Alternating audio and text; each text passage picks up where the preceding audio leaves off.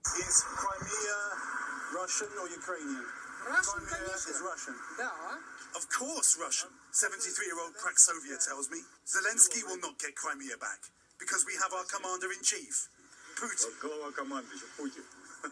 Every one of them told us that they are Russian and that if President Zelensky thinks Ukrainian forces can come here, they will fight them.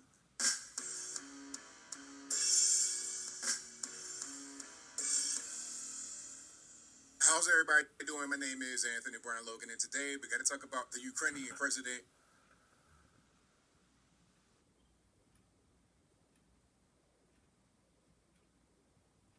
Volodymyr Zelensky saying that they're going to take back Crimea from Russia. Now, this is going to be a tall task for a variety of reasons. First of all, Russia took Crimea from Ukraine back in 2014 under the Obama administration. And as I recall, there wasn't much fanfare behind it. It was just kind of a matter-of-fact thing. It just took it, and that was it. It wasn't a whole big war, and we got to give them billions of dollars. It wasn't anything like that. It's like, yeah, go ahead and take it. And why? Well, first of all, Crimea is pretty much 99 to 100% Russian already, first. Second, there was a referendum, there was a vote, and the people of Crimea said, okay, we're going to go to Russia. So what is there to fight about, really? Your people said, we're Russian, we're going to go to Russia. What are you trying to fight for? At that point, it's about natural resources. It's about trying to keep the war machine going rather than the will of the people of Crimea. Now, before I go any further, let's roll a news clip. I'll place the first news clip in the box as well as this one so you can see them in full without my commentary. But without further ado, let's go ahead and roll it.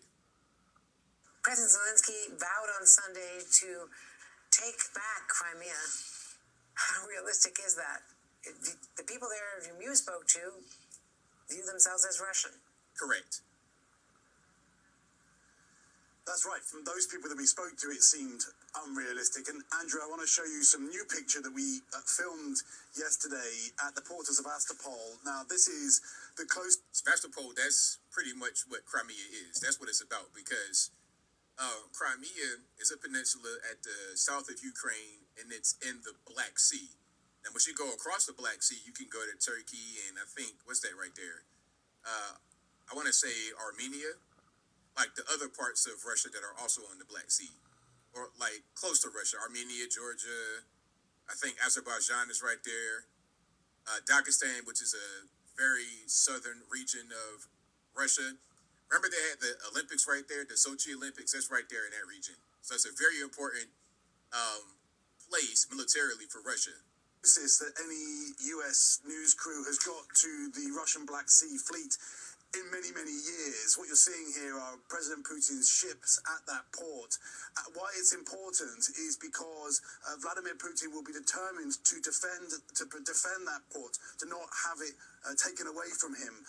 He may well do pretty much anything to try to achieve that, and the reason why is because it is so strategically important to Russia. But here's the irony: since he launched that invasion a year ago in Ukraine, Ukrainians now will be determined not to have the Black Sea fleet there, potentially threatening their coast for years to come. So it is a very, very dangerous standoff that suggests that this could pan out for some time to come. It's hard to see how you reach a negotiation over that. And there in Sevastopol, Andrew, I've got to tell you, I mean, there was just military everywhere, absolutely everywhere. It is a military town. So again, because if Russia is not there, where, like, again, this is Russian territory, let's not forget, Crimea belongs to Russian Federation at this point. So they're going to have the military right there, and if the military is not right there, it's going to be a bunch of possibly foreign military and definitely Ukrainian military. They're going to be there. Either way it goes, there can be some military right there, and if that's your place, if that's your territory, why would you not fortify it when it's already been fortified, when it was already a port right there, when you already had military might right there, especially, like I said, in the very strategic area right at the border of the Black Sea. Very important. For example, Victoria Nuland talks about, at the very least, we want Crimea to be demilitarized. I found myself standing... They want it to be, they want the Russian military to go away, but they're going to put their own military right there. there and wondering, how on earth does that happen? And Keir, we keep hearing that Crimea is exactly what NATO and the U.S. fear Zelensky will try to go into with long-range weapons, maybe even with those F-16s if he ever were to get them, which I don't think he will, not in the near term. They're worried that that is a tripwire for Vladimir Putin. What is your take on that? That's what they are worried about. I mean, that we're standing in the place that has Jake Sullivan, for example, really worried, Andrew. And the reason why is because the idea that NATO weapons might kind of land on this place, potentially kill Russian civilians, and that would be an escalation. But so you see the geographic part here. All right. So Crimea, you see Russian Federation, and then the extension of it is Crimea. So you get a bridge going to it. And then that's like right in the southern part of Ukraine. And right here, this is the Black Sea. And once you go across here, see right there, you're getting into Azerbaijan, Armenia, etc. Turkey is right across there. This is a very important part of the world strategically. By the way, this is an enormous challenge, and General Mark Milley has made this clear. This is an enormous challenge for the Ukrainians. Here's why. Let's just give you a close-up look at that bridge behind me there. That's how we travelled into Crimea.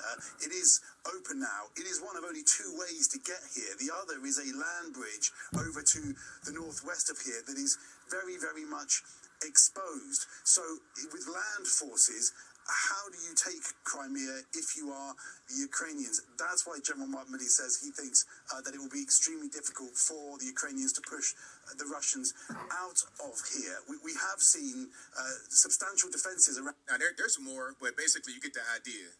Okay, the Russian Federation wants to keep Crimea as they have had it for quite a while and officially took it back in 2014. And again, there wasn't much fanfare. It was just like, okay, whatever. There wasn't a real big deal. We just took Crimea, Sevastopol, the whole port. People there are Russian anyway. They speak Russian, so it's whatever.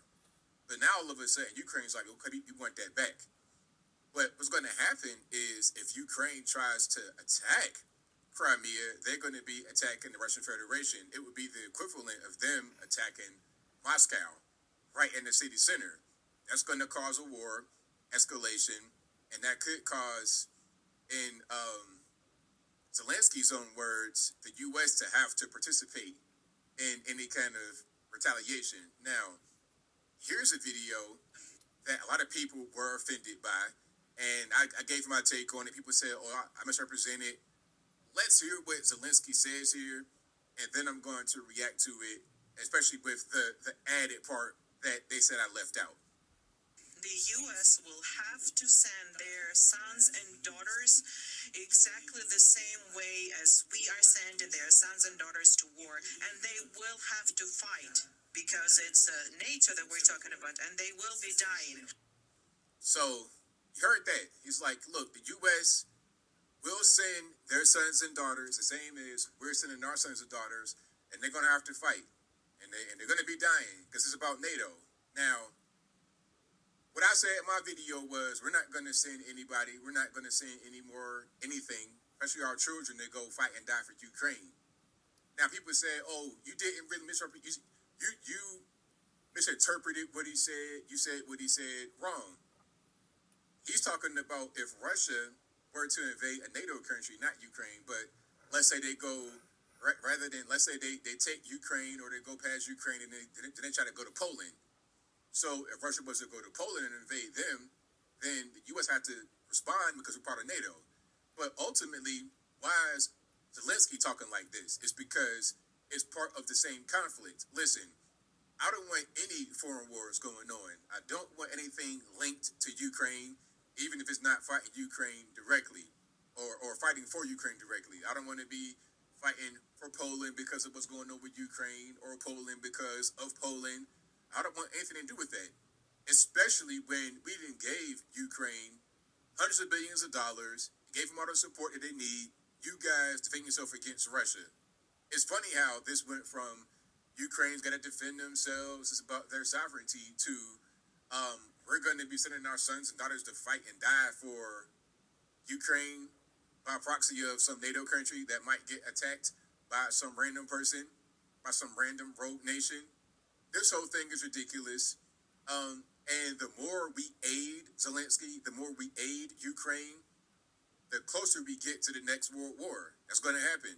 We keep aiding them, they're going to say, you know what? Okay, we got enough money, we got enough military might. We're going to ignore what the U.S. says about what we should do militarily. We're going to go ahead and strike Crimea to get that back. Now we got the whole world involved because Russia is going to be.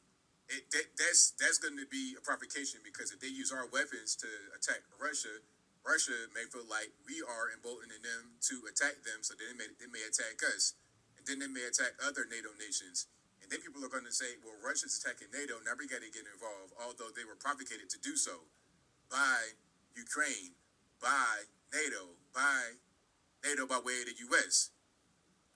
I thought NATO, as I close, I thought NATO was a defensive force, not an offensive force. But judging by the way Zelensky's talking about we're going to take Crimea and you're going to send your sons and daughters to fight, it seems like NATO is more of an offensive force rather than a defensive force. And that's not what I signed up for.